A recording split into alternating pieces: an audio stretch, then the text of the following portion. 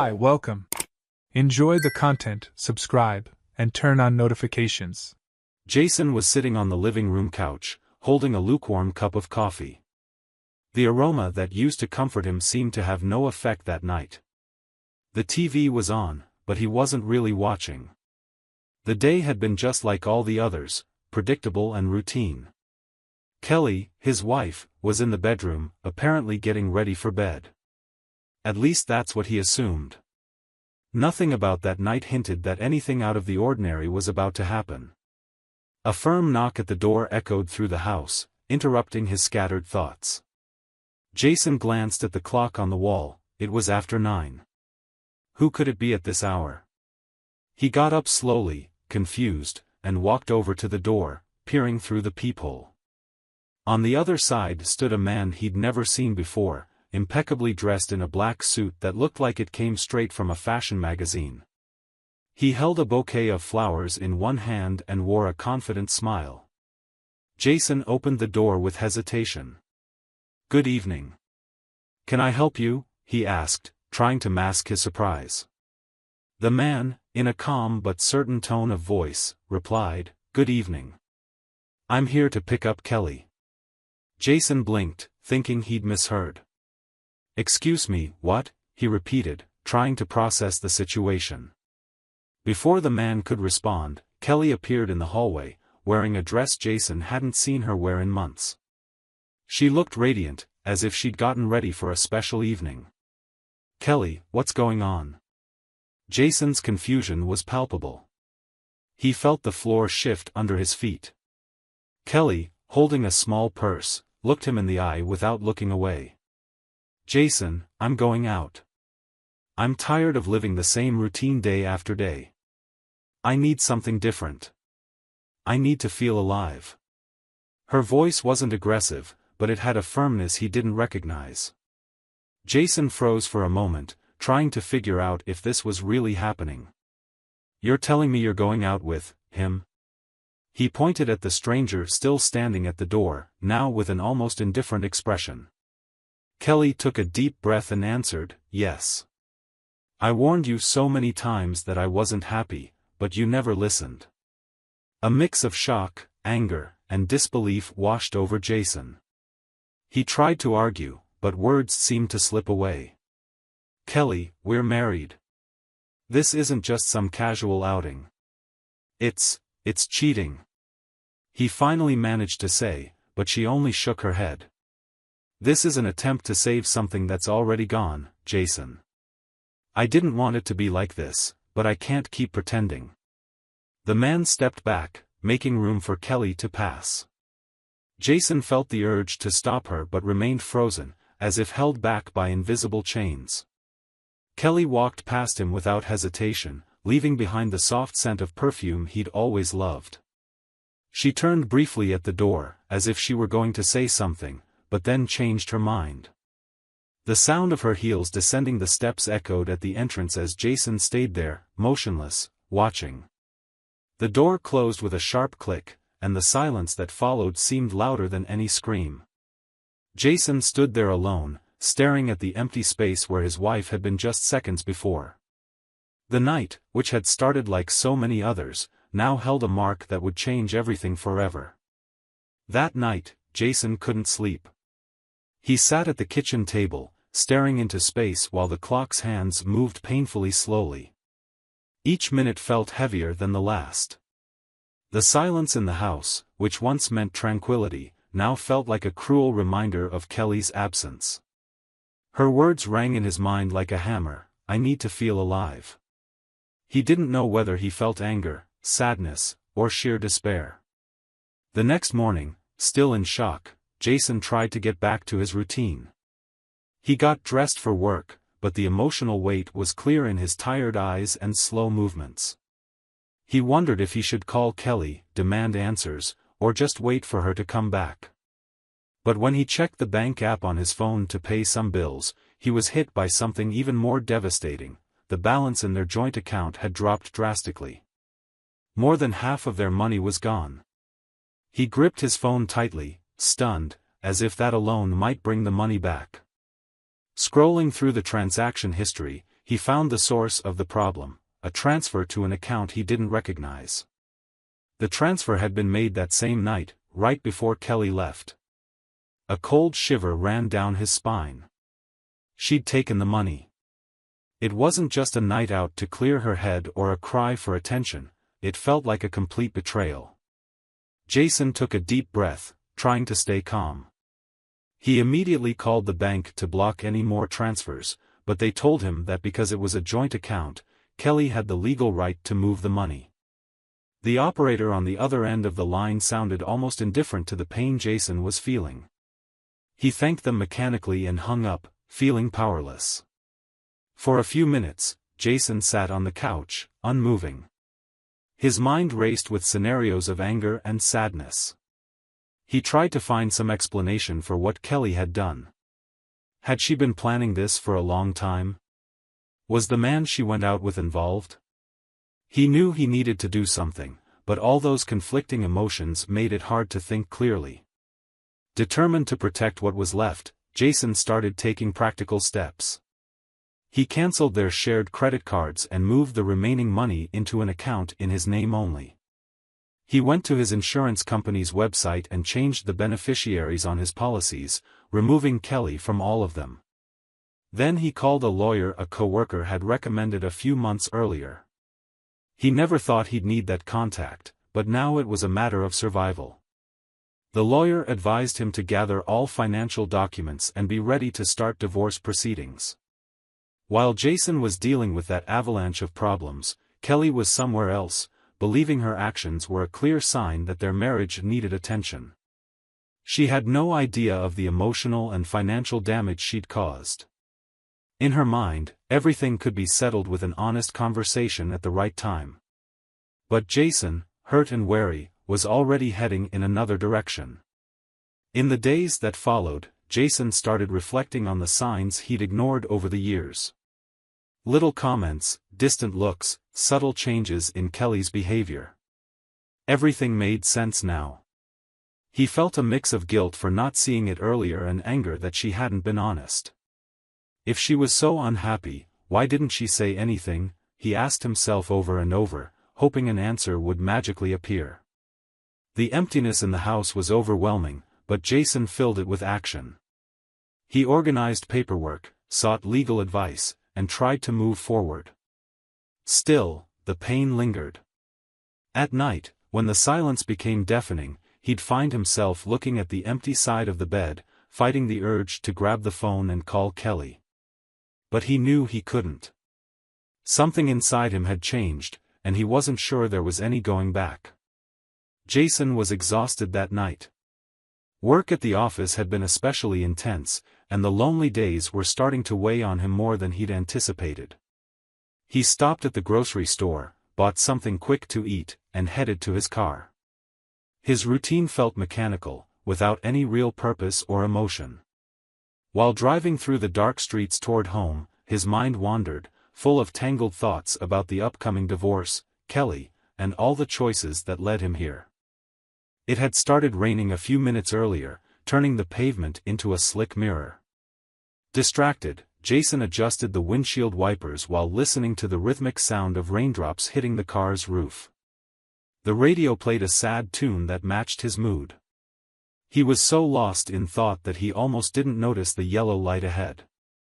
He sped up, trying to get through before it turned red, but he didn't see the other car barreling through the perpendicular intersection. The collision was sudden and violent. The sound of metal crashing, glass shattering, and Jason's muffled scream filled the air.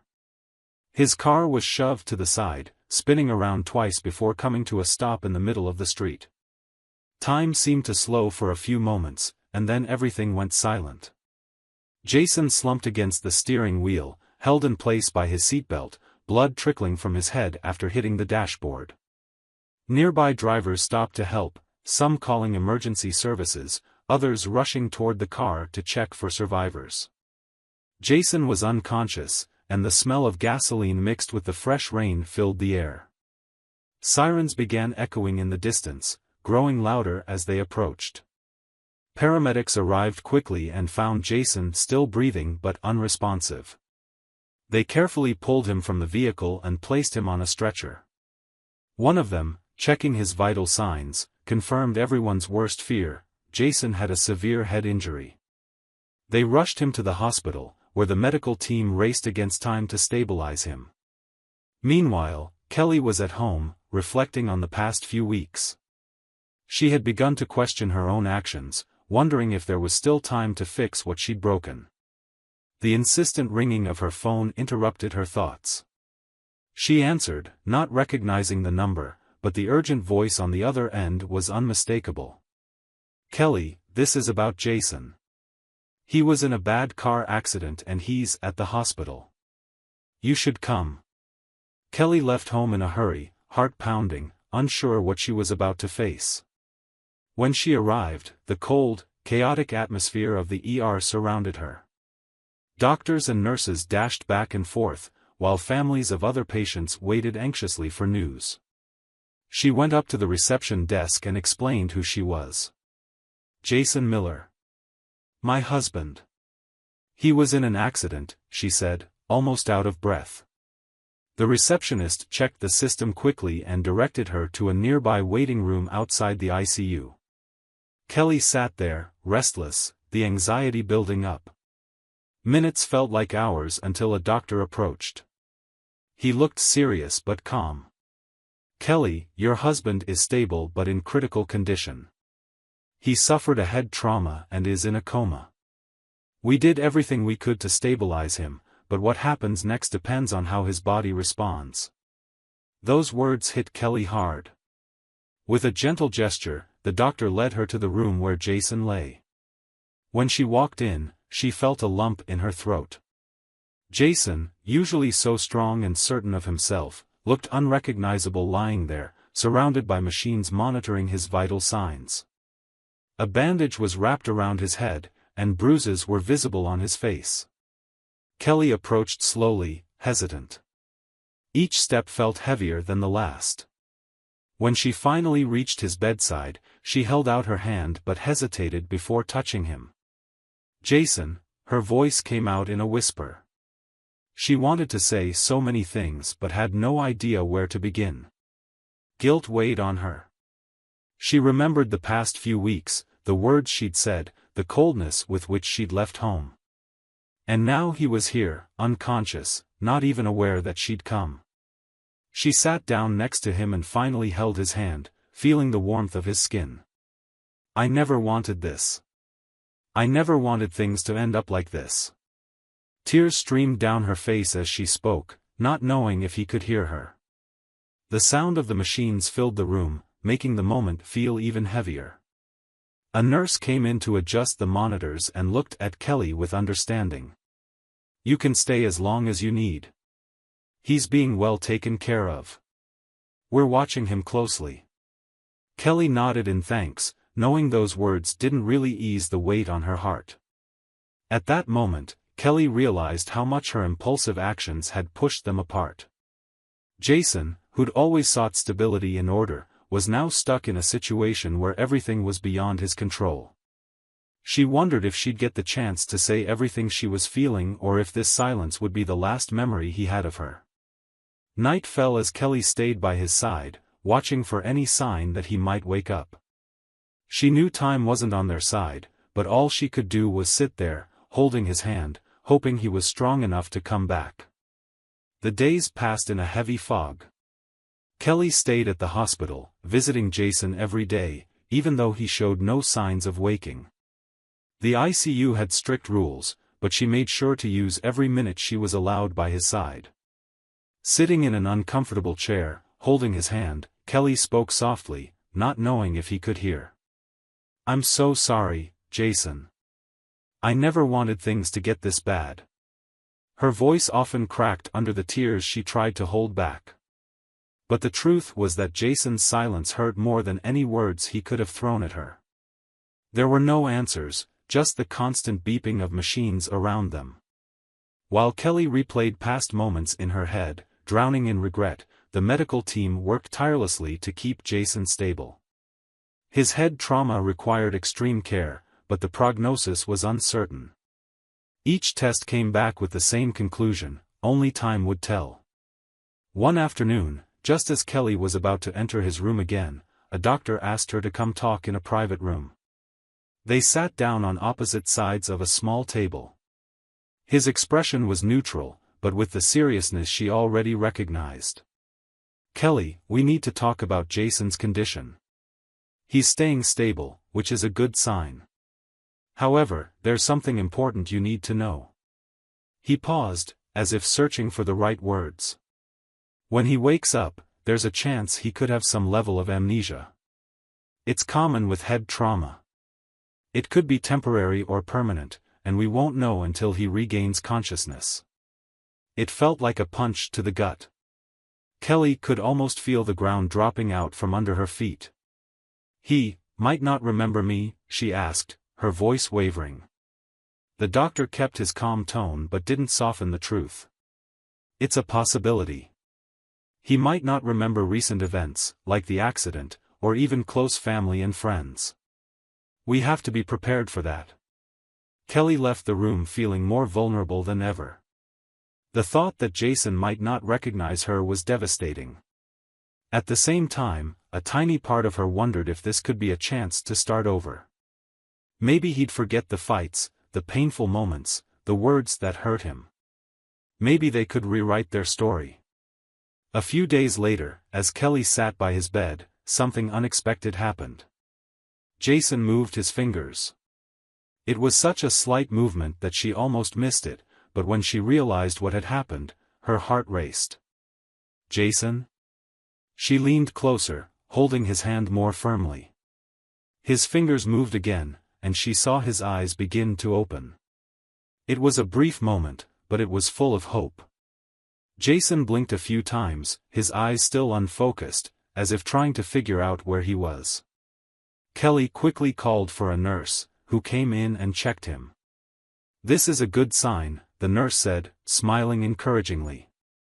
"He's coming back." But when Jason finally focused on Kelly, something was off. He looked at her like she was a stranger. "Who are you?" His voice was low and slow, but the effect on Kelly was immediate. Her heart seemed to stop for a second. She tried to stay calm, though her pain showed. "Jason, it's me, Kelly. Your wife." He frowned, like he was trying to piece together an invisible puzzle. "Wife?" he repeated, confused. It was as if that word had no meaning for him. The nurse stepped in, asking Kelly to remain calm and explaining to Jason where he was and what had happened. But the look in his eyes was still blank, as though all the connections in his mind had been severed. Kelly left the room soon after, legs trembling. She sank into a chair in the hallway, trying to process what had just happened. He really didn't recognize her. The memories they'd shared, everything they'd been through, now seemed wiped away. While part of her felt the weight of that loss, another part saw it as a new challenge. She wasn't going to give up on him. Even if Jason no longer remembered who she was, Kelly was determined to show him she could still matter in his life. In the following days, Jason slowly regained consciousness. However, his memory was still full of gaps and missing pieces. He recognized familiar faces, but major details of his life, including his relationship with Kelly, remained clouded. To him, she was just a woman who was always around but didn't spark any emotional connection or clear memory. Kelly, however, tried to stay strong. Even though every encounter reminded her that he didn't remember her, she kept trying to create meaningful moments. She brought books he used to love, played music they used to listen to together, and even showed him old vacation photos of them.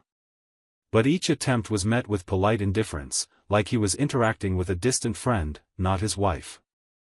One day, while sitting on his hospital bed, Jason was holding one of those photos Kelly had brought.